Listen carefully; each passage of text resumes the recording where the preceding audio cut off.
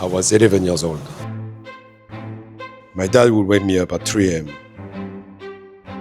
He needed me at his bakery.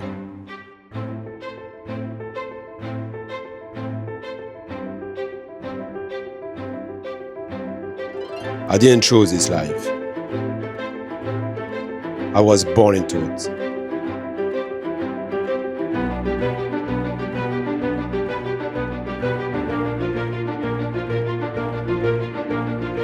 My grandfather was a baker.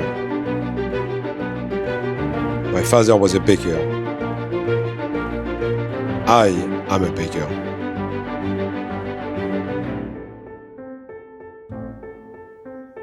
I gave my sons a choice.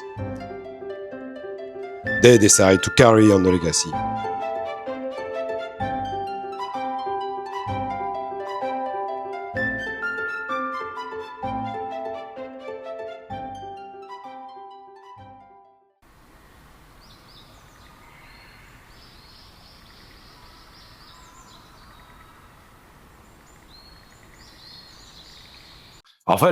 Raphael, can you take me back to the beginning where everything got started for you? Well, it started with my parents having a pastry shop in Brittany.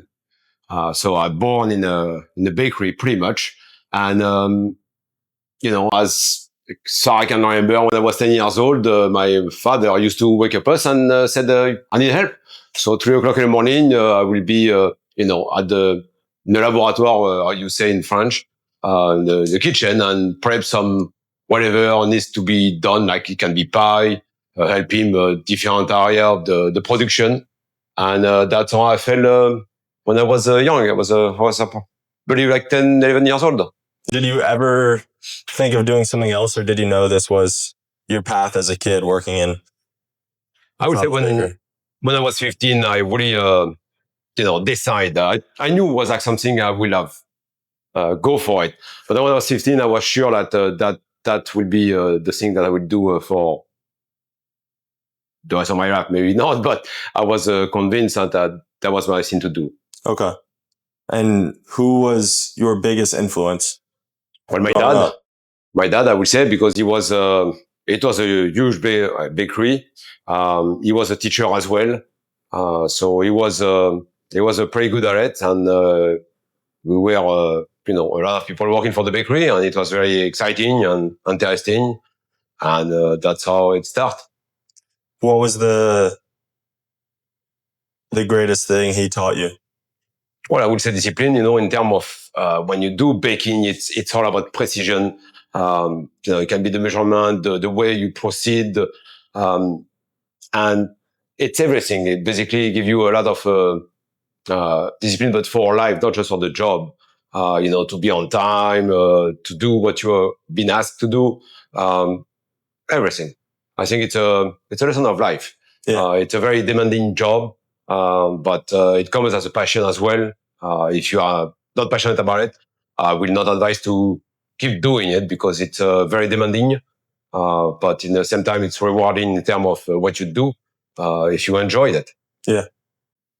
So you're working in your dad's bakery, and walk me through from there to late teens and early 20s and all right, so from there. I was 16 years old. I became an apprenticeship with my dad. So I did 2 years. After the end of the 2 years, you pass an exam that give you the CAP, the Certificate of Aptitude Professionnelle. And after that, then you become, you can be a worker in the pastries, basically.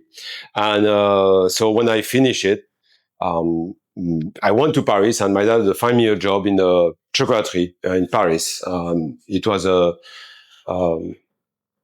wonderful thing to do at the beginning, but I wasn't excited, like in terms of passion. Yeah. I would say the choice wasn't, my thing, I would say.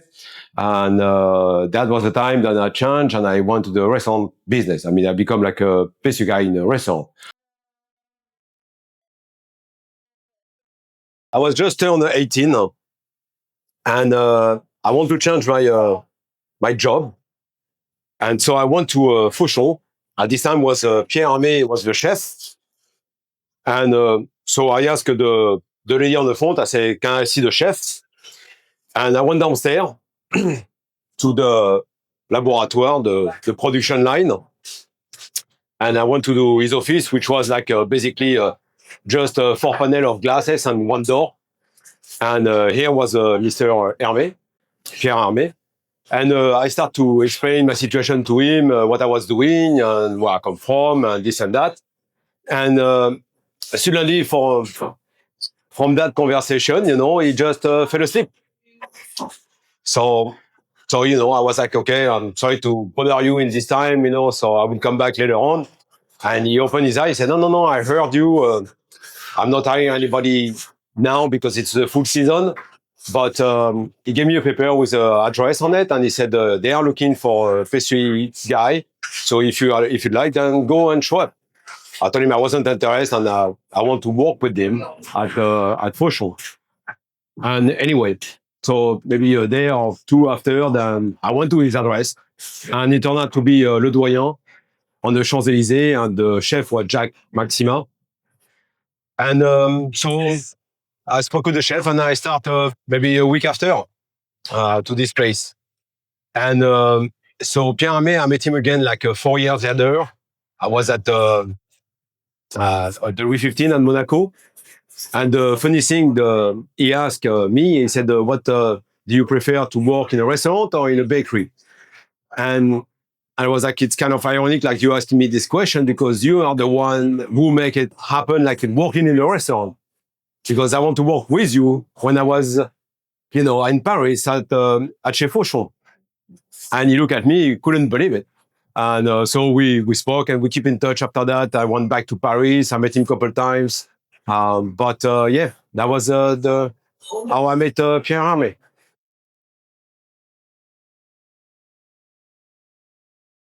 Okay. That changed completely the way to view the pastry work. It was really completely different. And I like it. I love it, actually, because I keep doing it. I never felt the feeling to go back to the bakery after that. And, it's not like I didn't like it, but it was easy to move to do restaurant to restaurant. I did the season as well. So it was easy to do, just to move it. So it gives you experience, seeing different scenery in terms of production.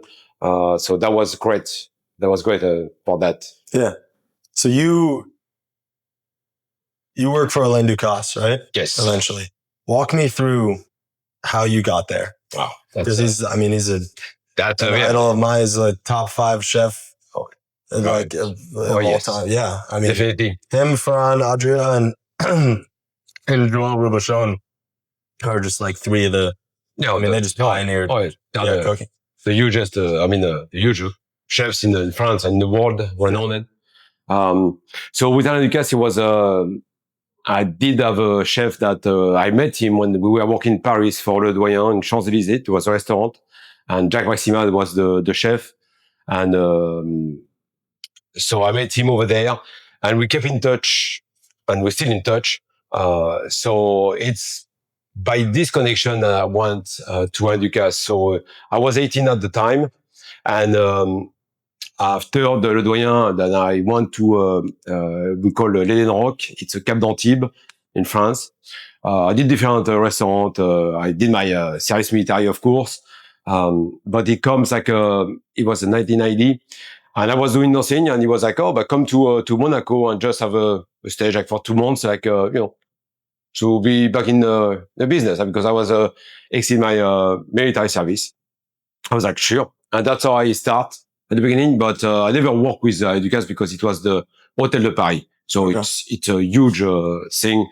And but after that, it was like in 1992, we worked together again. It was a restaurant called La Pinède in Saint-Tropez. Okay. And one day, just the phone rang, and it was somebody from Alain Ducasse, his secretary or whatever, and they were asking if I was interested to go and work for Alain Ducasse in the Louis 15. So then, of course, I said yes. And so in 1992, I started to work in the Louis 15 for 3 years. And that's how I started with Alain Ducasse. But, La Pinède was also, Ducasse was the chef making the menu for the restaurant. So it was already there, actually, kind of. Okay. But yeah, I ended up to work at Louis 15, and it was a wonderful experience. And then you met one special lady there. Yes, I met my wife there Yeah. on the rock of the Monaco. So yeah, How did you guys meet? well, it's a funny story. I was the pastry chef, and the pastry room was just across the coffee station. Okay. And she was drinking a lot of coffee. Okay. And what was she doing? She was taking care of the relation for the press for the restaurant. So that's how we met. She was working there, and that's what happened. Okay. So you guys meet, and then she had an uncle in Greenwich, Connecticut, right? And you guys go off and get married. Well, yes. So we met in Monaco. We get married in 1996. How long had you known each other? 3 years. 3 years. Okay. 3 years. So solid time. Yeah. Yeah. So let's say like that. Yeah. And so 1996, we went to Paris to work for Alain Ducasse to do the Raymond Poincaré, that Robuchon was having a place over there, and he retired, and Alain Ducasse took over. So we together again we work for Alain Ducasse, and so after that I stayed a year. I did work in a restaurant called La Marée in Paris, and after that, after 2 years, and I went to work for La Durée. And La Durée I stayed 3 years. And we were coming in Greenwich time to time to visit my parents-in-law that they were installed in Greenwich since 1998. And I met David, which is the owner of the Valbella restaurant. And I did a tryout, and it wasn't the goal for it, like we met, but he said, hey, why don't you come? And so I did a half a day. And he did the offer, at least. I mean, at the beginning, we weren't interested at all. And, the time did his thing, and we were like, why not? The kids are young. If it's not now, it would be never. And we did it. So we called them back, said, okay, you know what? Let's do it. Yeah. And 6 months after, we were in Greenwich. Wow. And that's how I arrived in United States. The next chapter. Yeah. Before we go on to that, let's make a dessert. Why not? What are we doing today? Your favorite? What is that? Well, it's back to the roots. Exactly. Yeah, absolutely. Yeah, because that was kind of the first dessert that you learn. Yeah. And I think it's a wonderful thing to do. It is, and it's simple. And it's very easy to replicate. Yep. And I think anyone can really make this at home, right, which is important. Because the whole point is to simplify cooking, where people at home can go. They may see this on a menu and go taste it and be like, this is the most decadent thing I ever had. I don't cook. How could I make this? But basically, it's you should be able to. Yeah, you should be able to replicate it. So nothing to be afraid of it, to do it, and to just make it again and again. So basically, eggs, sugar, we got the butter, this is the chocolate, classic lava cake. Yep, flour based. Okay. It will be with flour, so flour. It won't be flourless, but it will be. I mean, you can do. I said flour based. Yeah. Yes. Okay. Yeah. Sorry, but you can do with or without. I mean, the recipe will differ a little bit, but it's a great thing to do. Yeah. Everybody will love it. Yeah. All right. Let's so let's do it. Let's get into it. You said 10 eggs. If I remember, 10 eggs. How much sugar? I also have it on my phone. If unless you have it right there. I got. Yeah, 50, 50, 50, 50. All right. So this brings me back. This was the first thing we made, and this brings me back a lot when I've heard the question asked before. What is the dish of your life? For example, Massimo Bottura, the Italian chef who runs Osteria Francescana, he talks about tortellini, because when his brothers, he grew up with a bunch of brothers, and as did my brothers and I, we all chased each other around the house and beat each other up. And one day they were chasing him around, and he hid under his the kitchen table where his grandmother was rolling out a tortellini with her mozzarella, and she fended them off with the mozzarella. And as she was doing that, tortellini was falling, and he was eating it. So every time he thinks back to what the dish of his life is, it's tortellini. I want to ask you, for me, it's lava cake because of that was the first thing I made with you, and it just floods those memories back, and those were some of the best times of my life. What is the dish or pastry or food of your life? I don't know. The most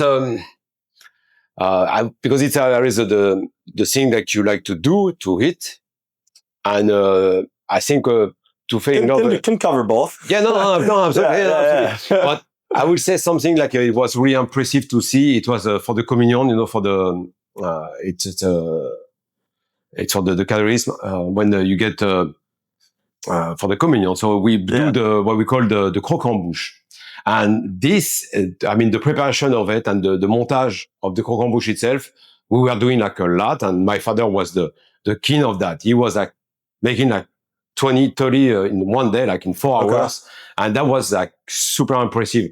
I will say in terms of taste, it's not the best thing because it has to be, it's a lot of caramel because you do in the montage and it has to stand up and to stay well. Yeah. But it was the most impressive things to see, I would say.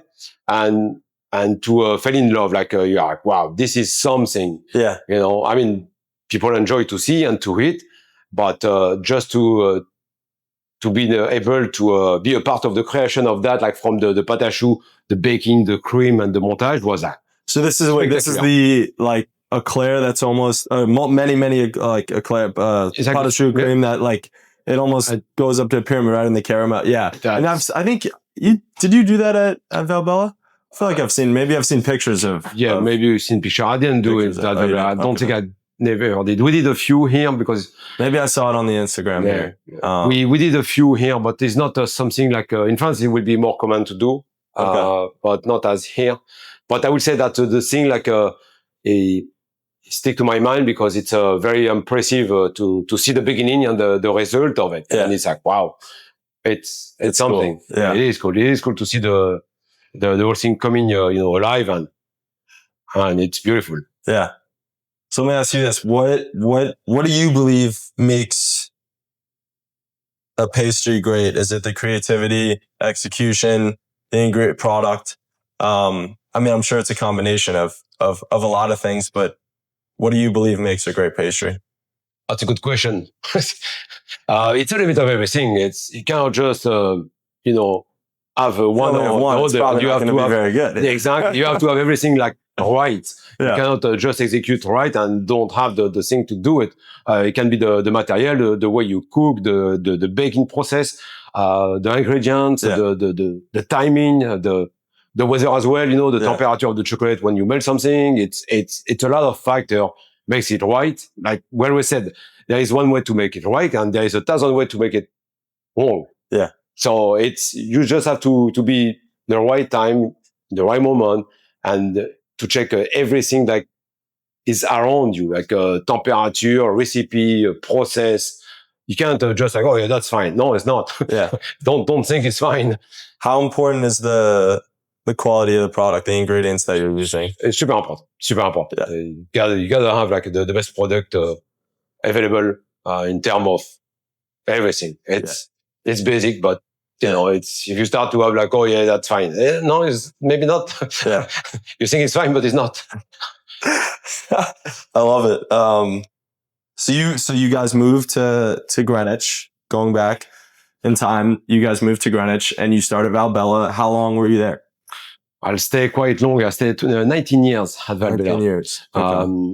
And I like it. It was interesting. At the same time, my boss opened 3 more restaurants, so I always have been involved at some point, sometimes, to help at the beginning or to just follow everything, to oversee a little bit. So it was very exciting and interesting to be there, and was a good experience as well. I stayed 19 years, so people said, "Oh, did you like it?" But of course, I wouldn't have stayed 19 years if I didn't like it.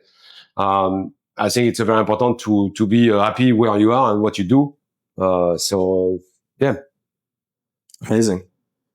All right, let's let's get to it. All right, so you break the eggs. I need 10. 10. All right. Where am I?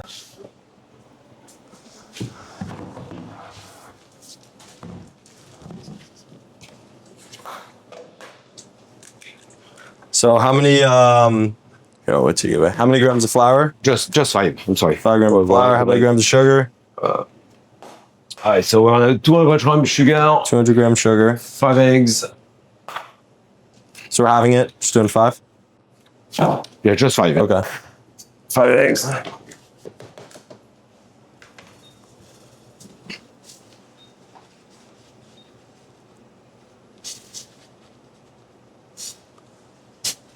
So I'm trying to think. When was it that I first met you? I mean, we would all run the turkey trot each year. Yes. And we would all and get together after Thanksgiving, but I think it was in summer of 2017 where I came in. Here, it was summer 2017 when I came in, and I started coming in a bunch of Saturdays after that for like 3.5 years. Yeah. So tell me, during COVID, how did that change things at the COVID restaurant? changed everything. Yeah. So basically, like all businesses, like a restaurant, we have to close. So it's kind of it's brutal because you pass the time I work in like normally, and suddenly there is no activity, there is nothing. So couldn't stay very much doing nothing. So I called my boss and I said, do you mind if I use the kitchen for whatever I can do during the weekend? And it started like this.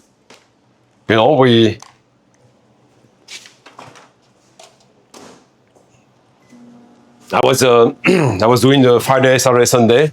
Come on, go ahead. I was doing Friday, Saturday, Sunday, and Saturday and Sunday will be the selling time.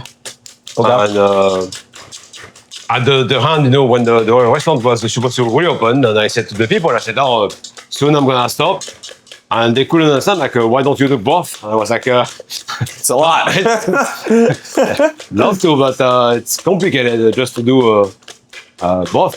It's because I mean, so I would come and join you sometimes on the weekend during COVID, and I mean, yeah, you'd get there at like 5 or 6, and there at 11 or 12, and then if you're going to be doing both, yeah, and you're just there from 5 a.m. to 11 p.m. every day. Should sleep there for an hour and yeah, and just be it.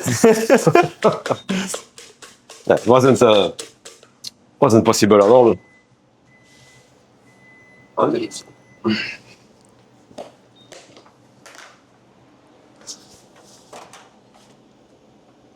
Another minute? No. A mix, and then yeah.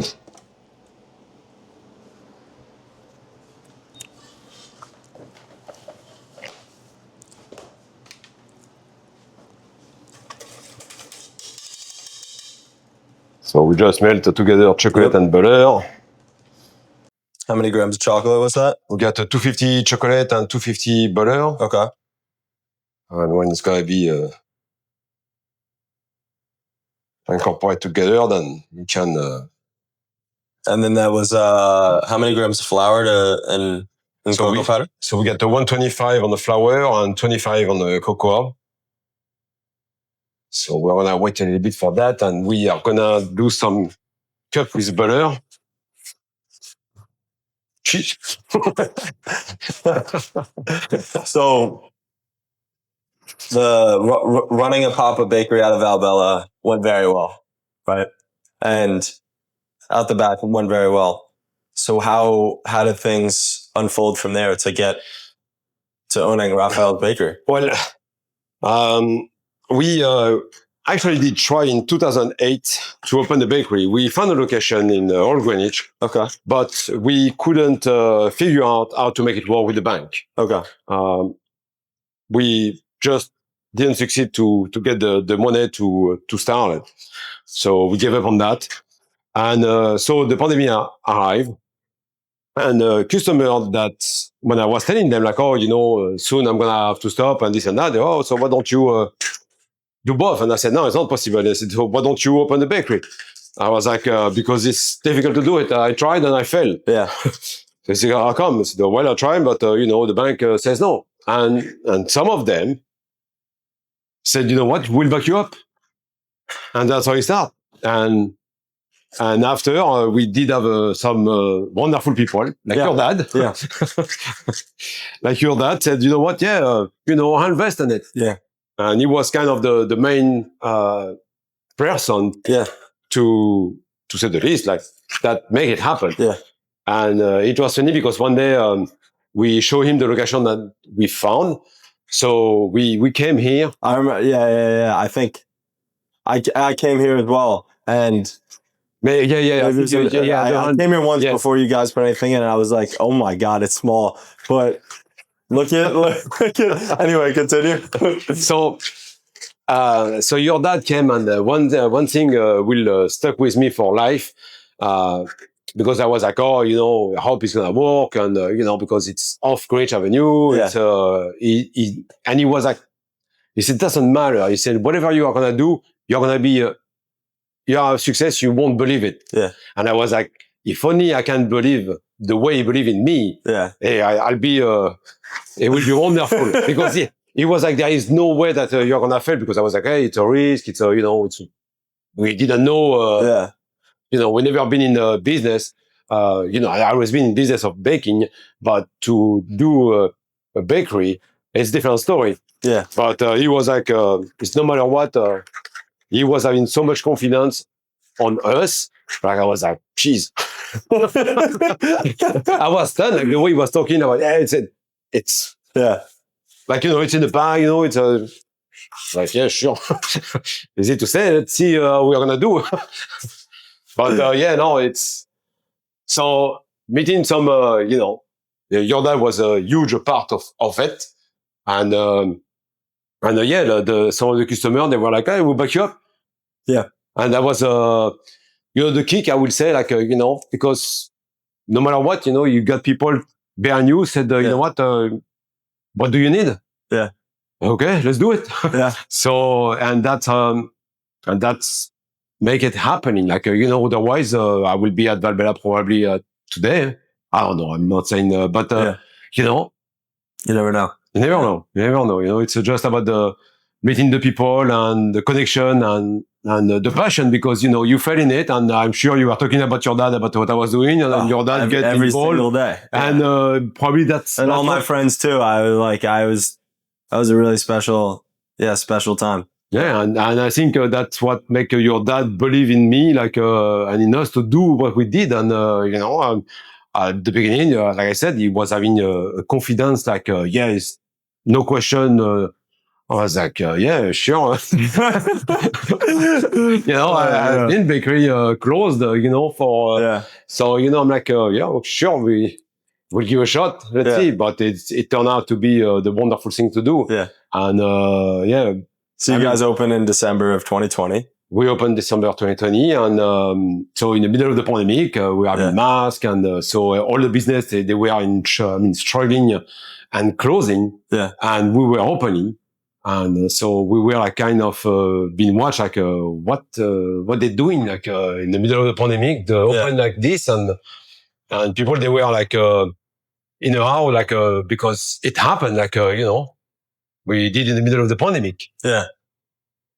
Crazy. I remember, so I was here for the opening. I think I worked about 2 weeks with you guys, and I mean, we all obviously had to have masks on, but there was one day you had a bandana on. It was like, right, I think here, or like it was not over your face.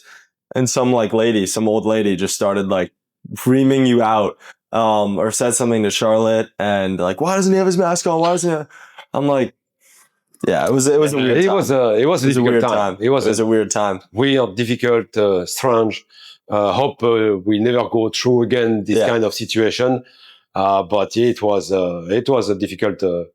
But even from the beginning, though, it started pretty busy, right? Oh yeah, the day we opened the door, we killed it. Yeah, kind of, because we were like, okay, it's a pandemic, people don't go out, just to get food, and so coming to the bakery, like, and once again, nobody knew us. So we have to start. And but as soon as we open, it was busy. Yeah.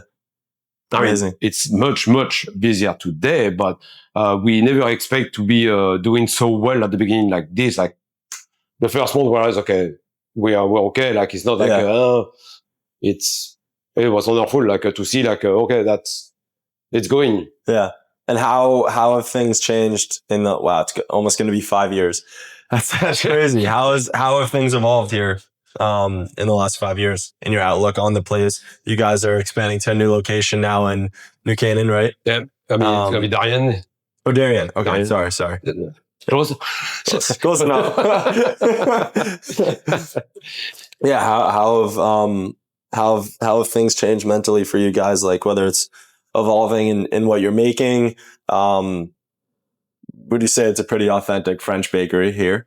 Oh, and you got to get the classics right. And I'd say you freaking nailed those. But in terms of evolving and innovating, how do you guys go about that? Since the beginning, there's way more things on the shelves than there used to be. It used to be just breads, danishes, and chocolates and macaroons. So how have things changed?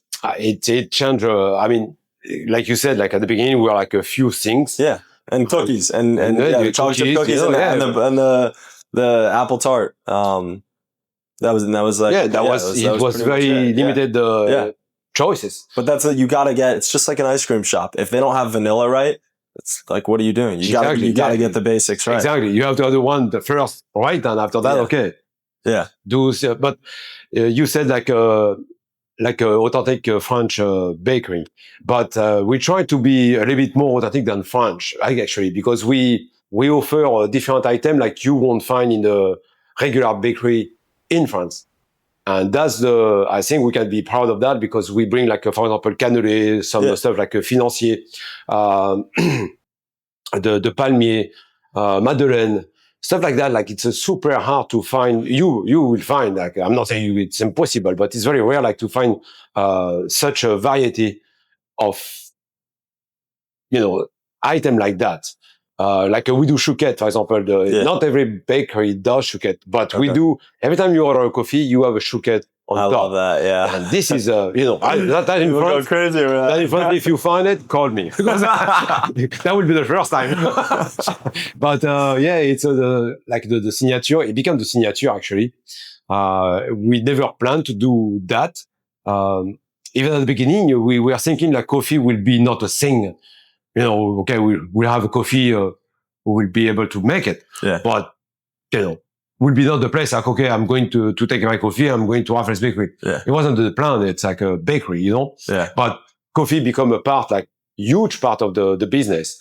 And the signature is to put a chouquette on top, and a lot of stores in Greenwich try to do it now. Really? Yeah, we've been told. But hey, it's good. I will say it's all good, It's people look at us. We don't look at them. They look at us like, oh, what they doing? And that tell you like, okay, you are in the right path because we're not looking behind, we're looking forward, and you want to do it, but it doesn't matter for us. How many chouquettes do you guys make on average a day? On average day, it's a lot. I don't know. During the weekend, it's like, I don't know. I would say 2,000, 3,000. That's insane. Yeah, just on Saturday, it might be. I mean, and these things must just be constantly running, right? Constantly. We used to have just one oven, and it wasn't those kind of oven. Those are way better.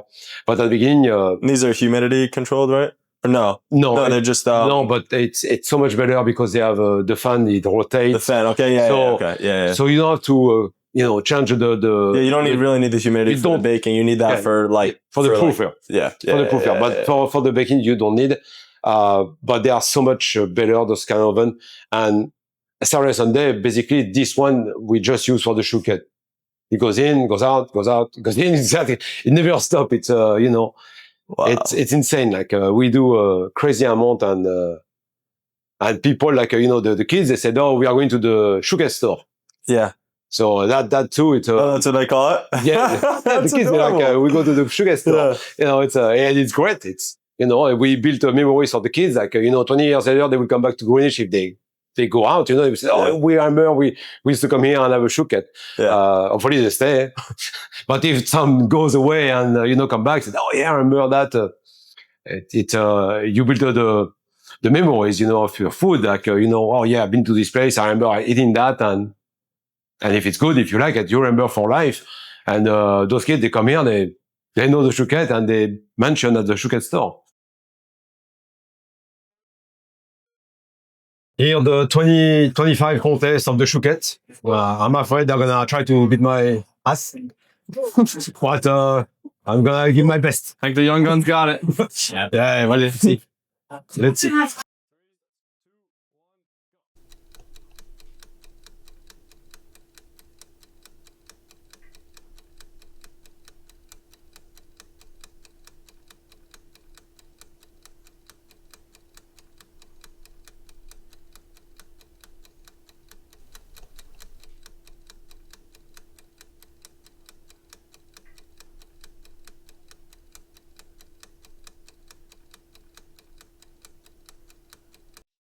All right, so fill up the bag the way you want. Because after you're gonna say, oh, you fill up the bag and it wasn't right. I know. Already talking shit. Yeah.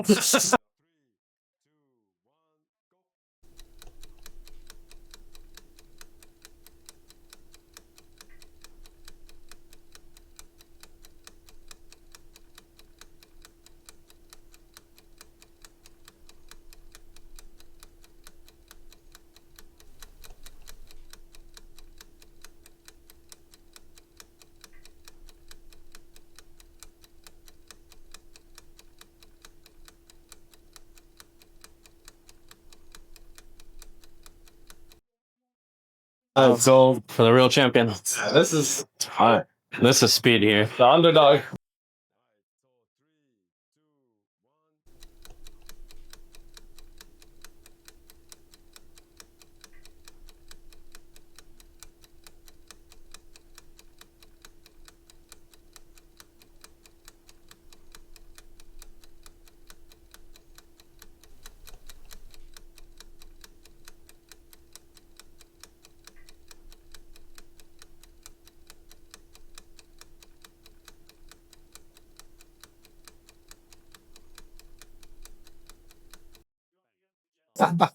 Perfect.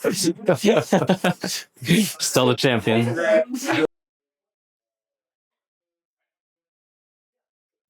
How do you believe that food transfers emotion? Because I'm a big believer in that, and that's kind of exactly what you're saying. Brings you that kind of what I mentioned before about. For me, that's when every time I bite into, and I've made your flour Slava cake many times, and this one as well with flour, and it just floods back those memories of my first few days with you, and it just brings the biggest smile on my face, and that will always remind me of that. So how do you believe it transfers emotion, and how do you approach that when you're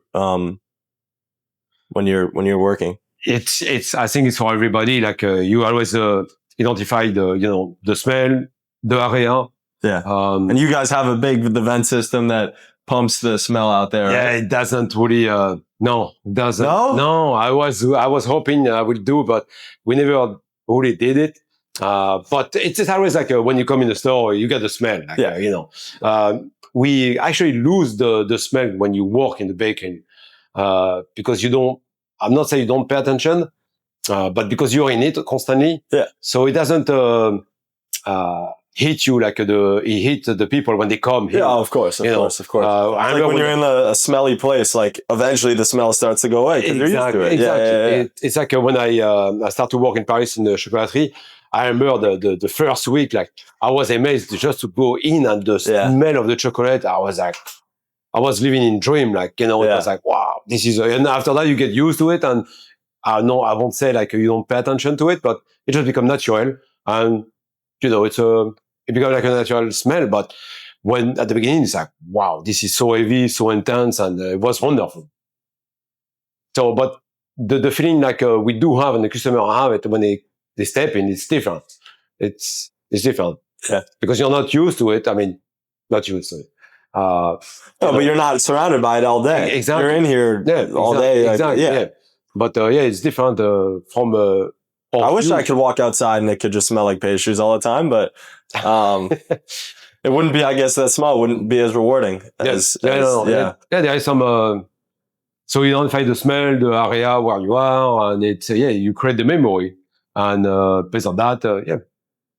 Awesome. And what drives you to keep going all these years? I mean, when was the first time you started in your father's bakery? I was 10. How old are you? 10? I was 10. 10? How old are you now? 55. 55? So that's Well, you look 45. fantastic. Yeah, But after 45 years, what? Well, it's the sugar. I guess. Sugar, the butter, all those things. Yeah. Just got a big sweet tooth? Oh, yeah. Yeah. But what really drives you to keep pushing forward and be excited? I mean, the fact that you guys are expanding and doing so well is so exciting. It is. But It is. And not only that, but, Charlotte, she's completely part of it now. But the kids, they are all here. So that's what pushes us as well to open a second location, because we are all, together, which is a good thing 99% of the time. But we want them to succeed as well, and because they want to stay with us, so we have to move forward and not just staying like where we are. So that's the purpose of it, to open the second store, because the kids, they are pushing us. It's not us pushing them to do it. Yeah. It's them to pushing us like, well, let's do it. Something I was actually very excited to ask you is, so your father made you come in and work in the bakery, right? He would wake your brothers up. From what I've gathered, at least then you didn't have much of a choice. He would make you come in. Did he push you into to become like a job completely? Yeah. No, never. Okay. Never. But he was still ushering you into at least helping him. Did your sons ever come into, do they often come into Valbella? Well, because I want to ask you, and you gave them a choice to do whatever they wanted. Sure. And look at where they are now. Here. They're with me. They're with us. Building and and following in your legacy and your father's legacy and your grandfather's legacy. Mm-hmm. What does that feel like as a father when you didn't push them in any way and you offered the opportunity for them to come in, and they are pushing ahead boldly and saying, we want to keep expanding what you built? It's a wonderful feeling. Like, I can't even imagine. It's some people, when it's Father's Day or Mother's Day, they ask me like, Father's Day, they make you work. I said, yeah, I'm with my kid. Yeah. I said, not every dad can say that today, because some they are aware, or some I'm with my kid. Yeah. This is a Father's Day. And for me, it's pretty much every day. It's when you think about this way, like, we are so blessed, like, I think it's a part of luck and, making the right decision. But, we never said, okay, you have to come and work with us and do what, we tell you to do it. They, one by one, they start coming and, okay, I'll come for a month. Just Kellyanne was like, it was the same thing. He was like, okay, I'll come, to help you for 6 months, but he's still with us. Yeah. Bashan was the same thing. He was in Vegas at this time, and he was like, when I'm done with Vegas, what I have to do, then I'll come, I'll do a few months. He's still with us. And Titon was the same thing. He was working in the pharmacy, and he was like, you know what, I'll give a shot, and he's still with us. And Bashan and Titon, they're in production, and Kellyanne is taking care of the front. And it's a wonderful thing to, if you told me that, 6 years ago, I would say, sure. I would have made that like big time, but it is the reality, and it's wonderful. That's amazing. You can ask for more than that. You can't, no. It's like, and your kids that obsessed and interested in what you want to do, and they want to keep pushing. Yeah, they want to keep pushing, and they are not, they want to see further. They don't want like to stay here. Like, they want to be able to understand from A to Z, like, and that's, I give them a lot of credit for that, because it's not an easy job. Yeah. In the first place, you have to work every weekend. You have to come early. So you have to sacrifice some stuff like you would love to do it. that you cannot do it, or push back, or but we're taking some vacation as well, so it's not like they enjoy as well. But it's a very demanding work. So What do you? And as we keep going here, what are we doing here? all right. So now we get the butter and chocolate melted. Well, so it's good. What do you want your kids to learn from you? Not just about baking, but about life. Okay. Working alongside you, in that case. Well, I want them to be. It's the most important thing is for them to understand the process of it.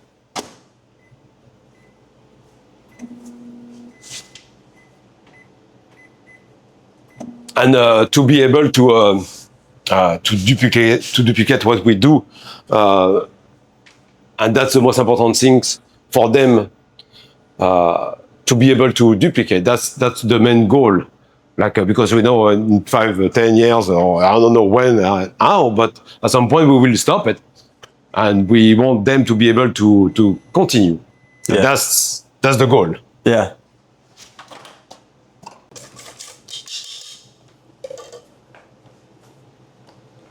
And how has working under one roof brought you guys closer together as a whole, all as a family? But it was a big difference because just before that they were all in college. Yeah. So we were by ourselves in the house basically, and COVID happened. Then everybody's back, and in the middle of the pandemic, like nobody was, really knew like what it will be. Then we opened. So we were more and more together, like we are at the home together and at work together. So now 2 of the 3 kids, they have their apartment. But we are together like we never been like that before. Wow. All right, so I let you mix. All right.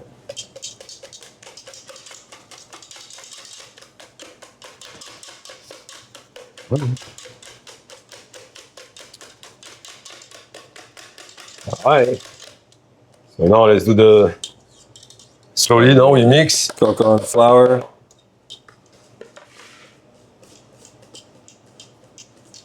What is your favorite thing to make here, and what is your favorite thing to eat of all the things?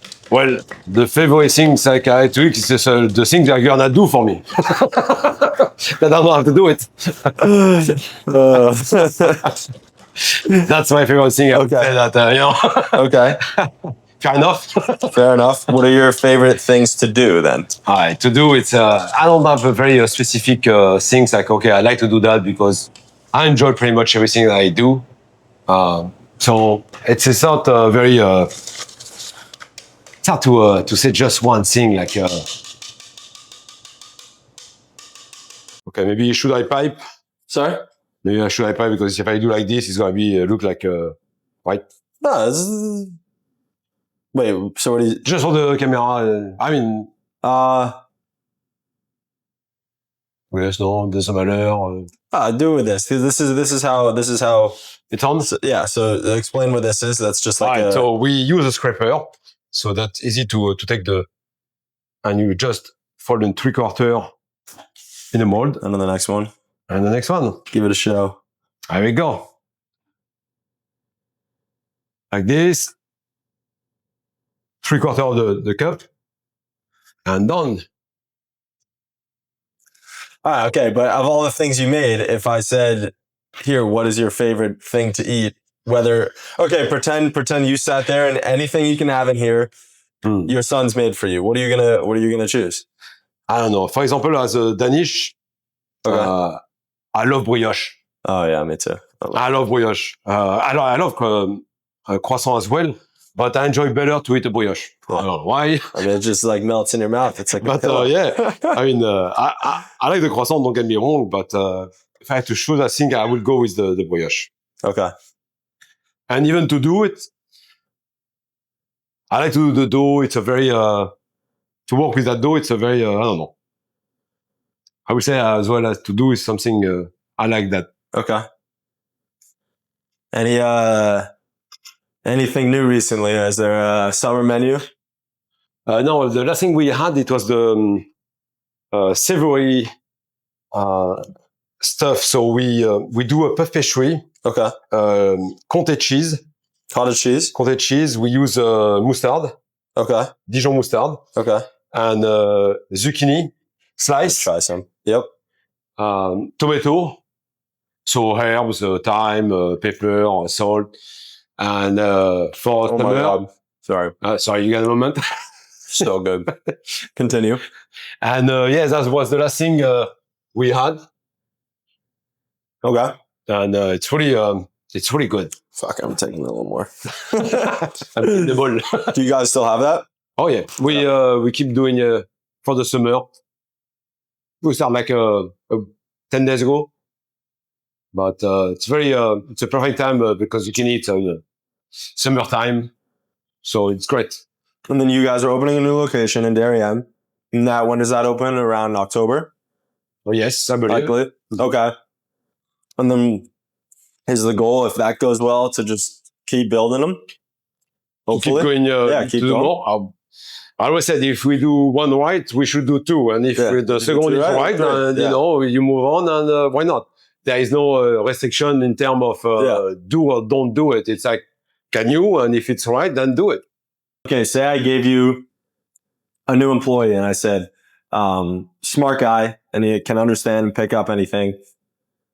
How long before he understands all of the operation behind here? If you could go trust him to be the head chef, run all of pastry in the back of a new location. Well, that's why I'm the lucky guy, because I got my 3 sons involved. Yeah. And 2 of them will go there. So Bashan is in production since he's, I would say, more than 2 years now. And how old are the boys? Bashan is 25. Karen is 26 and Titouan 24. Okay. But they don't have a lot of experience because they always been working with us in the baking environment. But they understand what it takes, and I'm confident we are going to be able to do it. Then of course we will be looking that they will go fine. But and after it's about to find the right people to work with you. And this is very difficult to have, to find the right people for this job. Because once again, it's a very demanding. Yeah. There's a lot of sacrifice. There's a lot of sacrifice. Not everyone wants to be here at 4 or 5 a.m. in the morning. What time do you get here? Sometimes you say to people, okay, so be here tomorrow at 4. And they say 4 afternoon. I say, no, 4 afternoon, we close in. When they 4 in the morning, they're, whoo. It's like you build a barrier, like, oh shit, 4 in the morning. Some people like it. But I like being up early. I love it. Being up before the sun's out. It's dark, and then I prefer seeing it slowly get lighter. I mean, it's beautiful. I like that. So I love that. So you guys are closed Mondays. On a typical weekday, around what time are you getting here in the morning? And then on the weekend, what time are you getting here? During the week, it's like 3:15. Okay. And the weekend, I would say 2:15, but sometimes it's 1 o'clock in the morning. What time are you going to bed? That's usually by 7:30, I'm in the bed. Okay. Have to. Lights out then, or is it like 8 o'clock? 8 o'clock, it's the timeline, like 8 o'clock, lights is off. Okay. But, and then Mondays, when Sunday night, when are you going to sleep and when are you getting up? Because you obviously, you guys are closed, so. Pretty much. Are you getting sleeping all day? It's difficult because every Monday, when I wake up, of course, it's always it's dark. Yeah. Usually it's the same, pretty much the same time when I wake up. If I'm lucky, it's 4 o'clock in the morning. Oh, even on Monday? Oh yeah. Okay. Well, I can go back to sleep, but I don't fall asleep right away. It's, like 30 minutes or sometimes. I really you naturally wake up because your body's just so used to it. Yeah, it's used to it. Just, your body is not in vacation or off. It's like, keep going. Like, then you wake up. It happened. It's very rare, but sometimes I wake up and I see the daylight. I'm like, yes, let's go. That's, You know, for people, it's like natural. For me, it's like, yes, it's. Oh my god! that's Yeah, funny. you can see outside, and Yeah. usually it's dark as you know. But yeah, Do you naturally during the week? Do you naturally wake up that early, or do you have an alarm that gets you up? When you get up at 1, 2 a.m., yes, what? can your body naturally get up then, or Oh yeah, or do you have an alarm going? oh, you know, I have an alarm, and but Yeah. when it rings, I mean, I got 3 I'm alarms. saying without it, if you didn't have the alarm, are you? No, I won't. Okay. I will wake up like maybe an hour after, maybe not more than that. But I don't think I will wake up, you know, just in time. Like, okay, let's go. Yeah. Let's go. Yeah. It happened once. At the beginning, it was the first summer, and I completely forgot to put my alarm, and it was starting to be a little bit, you know, light outside, and I can hear the bird, and I was like, huh. Can you hear the bird? I was like, holy crap. So I managed to come and I was late. And, Was anyone here yet or no? It was still just you? No, I was still the first one. But it was the beginning also. We weren't producing as much as Okay. today. Today will be much difficult if it happened. But I remember like I was like, you know, kind of hearing the birds, and I was like, something wrong. That sounds. Usually I don't hear the birds at the time I wake up. At 1 a.m. No. And, but it's funny because at the beginning, because I always said I want the people to see us working, to be physically here and to see us, you know, doing stuff like producing and like, oh yeah, it's not like coming from somewhere and we buy and it's made here and that's it. And I was like, I want to start the latest as I can. So at the beginning, I was coming super late, like, I don't know, maybe 5:30, 6 o'clock. So in the summertime, it was close to be, you know, some light outside. And I remember when you guys first opened, I mean, I would get here at 5:36. Yeah. You'd get here at like 5. Yeah. But with the time, you know, my goal was like to push as much as I can. But with the time, because we did more and more, and okay, we sell more, we produce more, we have a larger, you know, choice. So it demands more work. And gradually, I still have on my alarm, my historic, and it says, you know, 6 o'clock, 5:45, 5:30, 5:15, 5. And just kept going down from there. And then I never put my alarm like so early, and I'm like, damn it. And yeah, those times are gone. So now regular time, it's you know, I wake up every day at 2:40, 2:30, 2:40 during the week, and the weekend usually it's like 1:40. So I get my BPM system, like it beeps. I'm awake. I stay 5 minutes in bed. Do you wake up with energy or no? The what? Do you wake up with energy? Oh yeah. Yeah? Oh yeah. Let's go. Oh yeah. I'm not. You gonna run through a wall? I'm not training myself. No. When I'm up and let's go. Yeah. Sometimes you might feel like you know, it's like I always I'm lucky, touch some wood, whatever. But Yeah. you know, I'm like let's do it. Yeah. I love it. And I'm curious, why can you not do all, like, if you have to be there at 2 a.m. when do you guys open? At 6? 7. 7. Can you not do those 5 hours at 5 p.m. to 10 p.m. and then go home and get here at 6? Is that, I'm curious, like how, because it's typical to hear of a bakery, of people getting there extremely early in the morning to start. Are you able to do those tasks if you wanted to the night before? Yeah, possible. Okay. Possible. But you like being up early anyway, so. No, I like to do the right thing. Like, you know, you can bake like the day before or 2 days before. Yeah. But you won't have people coming in. No, what I'm saying, I guess because even when you're here that early, you're already baking stuff. You're not just prepping stuff. You're already baking stuff. But the time when I come, it's just baking. Oh, it's just baking. It's just baking. It's not just prep. It's not like you start baking at prep 6. is 20%. To the final. Well, that's the total difference there. Yeah, because you don't want to bake it the night before. You want to bake it that morning. No. Okay. When I come, this is the time to bake. Like, you know, first thing, turn on those oven. And, you know, if I'm here at 3 o'clock, at 3:15, the oven is full already. Well, that answers my question. There you go. And so then in that case, you guys are, while you are doing production for the front during the day, as well, you're always prepping for the next day? Absolutely, yeah. Okay. So But- it's all prepped ahead. Exactly. Yeah. Before. I mean, you know, for example, if you do financier, then you get the appareil ready to go. Just have to pipe in the mold and bake. The cookie is the same thing. The dough is made. You just have to take it out, cut it, portion it, put on the tray, and bake it. Yeah. But you know, I won't allow myself to say, "Oh yeah, let's bake the day before." And no, you do the whole preparation ahead, and after that, you bake it. And it's funny because all the things that we do, for example, the Danish, the croissant, we bake them all day long. Baguette, the same thing, all day long. It never stops. Do you Chouquette, roughly know how many? I know you mentioned chouquette, but how many baguette or croissant or pain au chocolat? Any of the Danishes? Do you roughly know how many you guys do a day, or make a day? I don't know. I would say on Saturday, which is the biggest day for us,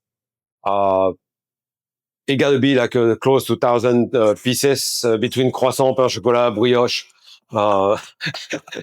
It's a lot. Is the line? Is the how big? How Well, busy the line can the line get? you remember when we started, I told you, I said the day will be a line, I will go out, take my take a picture Yep. of it, and I never did it. But the funny thing is, I do have a picture because a friend of mine sent it to me because he was waiting at the corner, and he was all the way. he was at the corner. He took a picture of the lane of the people, and he was like, "What's going on?" But you have to understand one thing also. Like it was the beginning, and we were very few staff. We were like It was me, you, and G in the back, and yeah, Charlotte, 2-3 Kelly in the people on front, the and front. Charlotte's mother. Yeah. Absolutely. So we weren't able to serve as much as we do today. Now, on regular Saturday, we are 12 to 14 people. How many in the front versus back? 7 7. on the front, 7 on the back. Wow. And obviously there's the term diminishing returns. Right. When if you have too many people, they might get in the way of each other. Is 7 people back here? People don't get in the way of each other. I mean, they definitely do at times, but like it's challenging. It's about what we do, how we do, and how can we proceed to just keep going and not be stuck with something because it's the space is not that big. Yeah. But no matter what, you have to do it. So it's always like combining like what we do and not to interfere with some workers in the same time. So we pretty much dedicate every area for specific production and time. And even you said there's a girl doing coffees or someone doing coffees that literally just that's all they do. They only do. Just literally all. You get one person doing the coffee, and when I say one person, usually it's 2 because there is a second person taking the order, giving the ticket. And if it's just a regular coffee, then they do the serving of the deep coffee. Okay. But the one person just to do the latte, cappuccino, and that's it. Wow. What percent of takeout is not takeout, but ordering online ahead of time? Not much. Not much. Not much. Okay. Yeah, it's very. Because the operation moves so quickly. Is there in a weekday? Is there generally a line or a few people? Is there a big line, or is it easy to?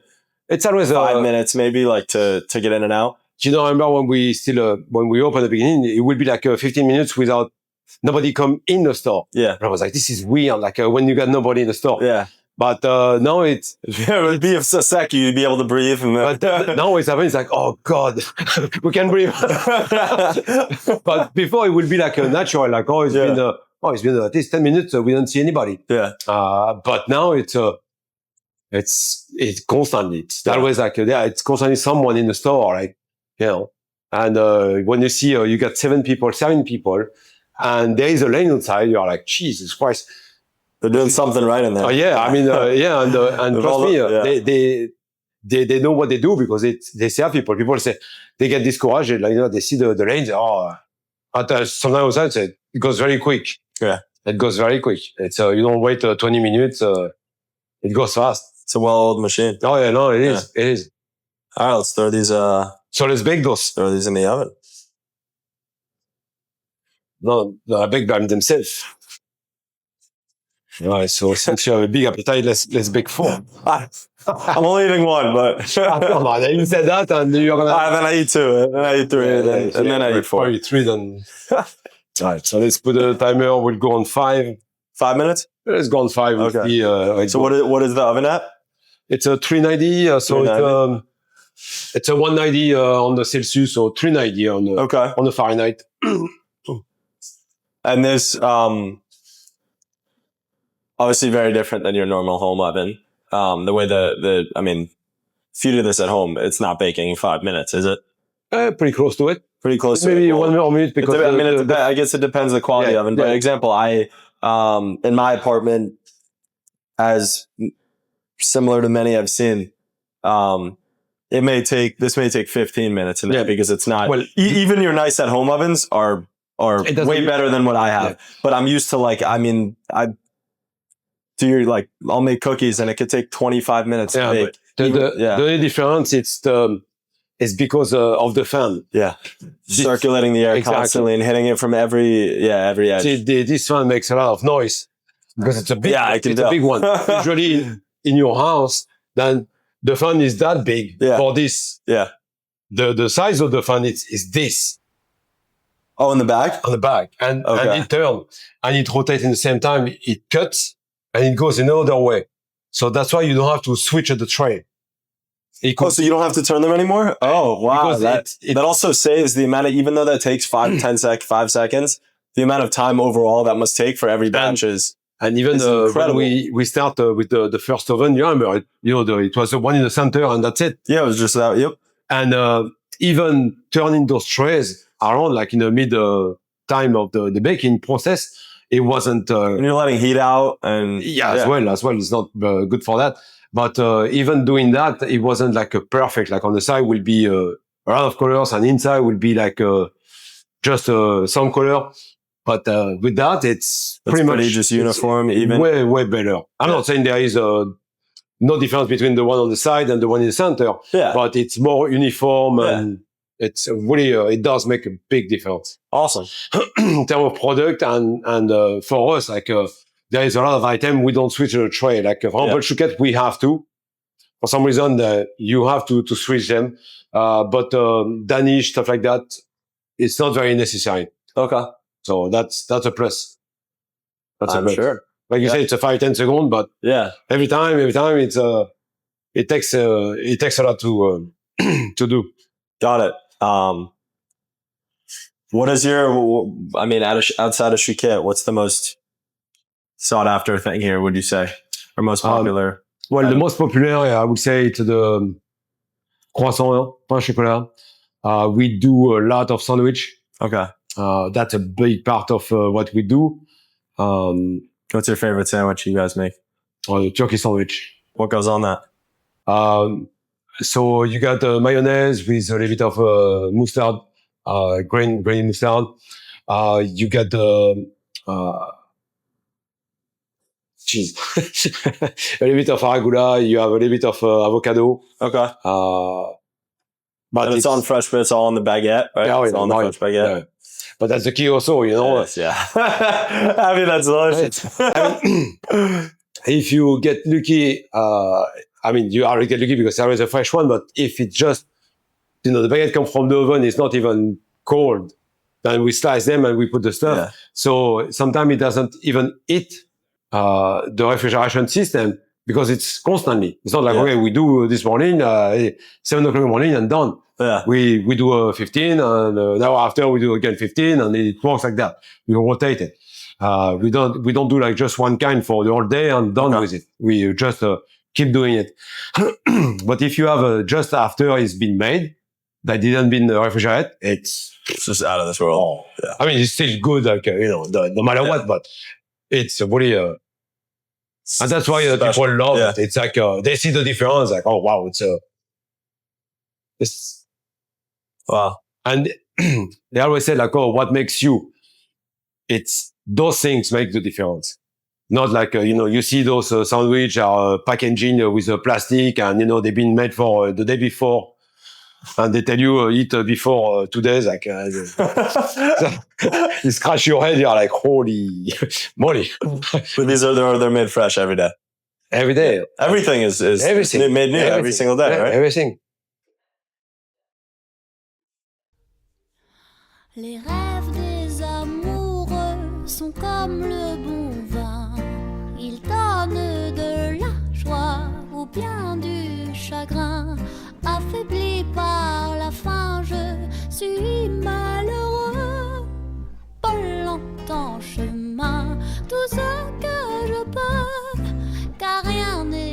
gratuit dans la vie.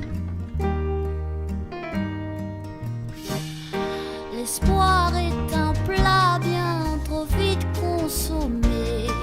À sauter les repas, je suis habituée.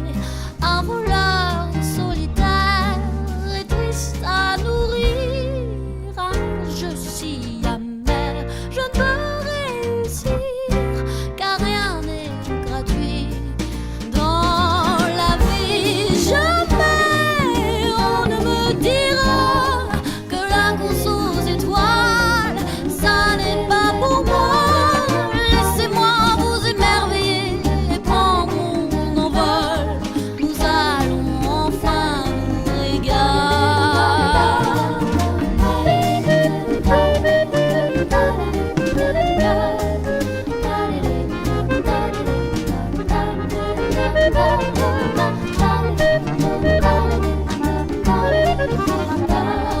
la fête va enfin commencer. Sortez les bouteilles, fini les ennuis.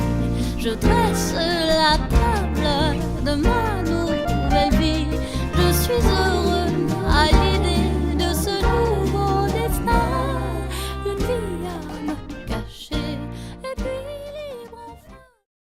In time, you keep adding new items, and you're making everything fresh every day. How do you know when I guess you've gone too far and that's like too much to make in the morning? Long time ago, I said that. A long time ago. Too far, too much. Because I guess, like you said, your alarm kept getting earlier and earlier and earlier. And earlier.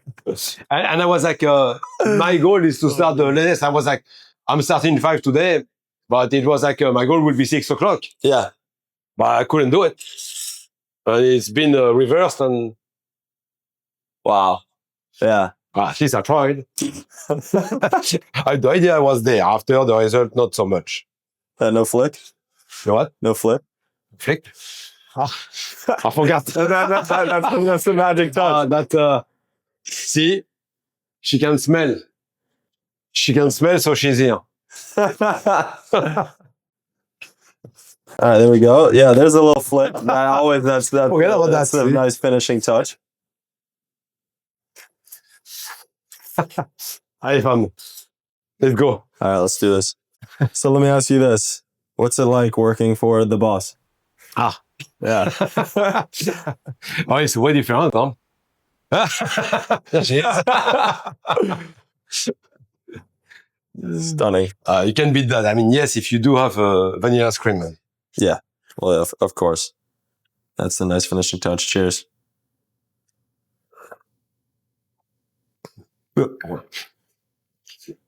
That's delicious. Oh my God. Just missing the cookies and the ice cream. And Yeah. And then you got the monster.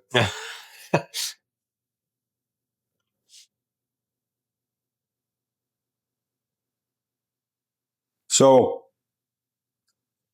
the idea behind all of this came from me one day during COVID. It was when you had reopened during COVID at Balbella. And yeah, I mean, being in the kitchen, you're on your feet all day. And I guess wasn't used to that at that time. So I was always like slouched over or sitting, and you'd always make fun of me. And one day I'm sitting on the counter and you're talking about, I forget how old you were. I forget where in France this was, but a restaurant where it was like floor to ceiling glass windows overlooking, it was at a cliff. And you said how beautiful it was to just come to work every day. Can you explain that? Because I remember sitting there so enamored, and I'm like, there has to be a camera here capturing this. I mean, even though you probably weren't even, you were just telling it from your mind. You weren't even thinking about painting a picture of a story. I was so captivated, and that was the entire idea behind this. And so if you could relive that and help me relive that for a second, please. I mean, I knew that when Where was that? How old were you? when I was 19, And I knew the place I would have like a view on the sea, but I wasn't expecting like to be so beautiful in that aspect. And the windows were huge. It was just not a small window that you can see the sea. We were working from whenever the space was. It was like that, like you could see the sea, and it was spectacular. I don't really understand like how is that possible that they didn't manage the space for the customer or the bedrooms or the hotel. But for us, it was like dream, heaven. Completely amazing. Where was this? That was if one day you have a chance to go to the Eden Rock. What is it? Eden Rock. It's called Eden Rock. It's Cap d'Antibes. And if one day you go there even as a customer and Is it still there? oh yeah, What's it called? Eden Rock. No, the restaurant. Eden Rock. It's a hotel restaurant. It's called Eden Rock. So Okay.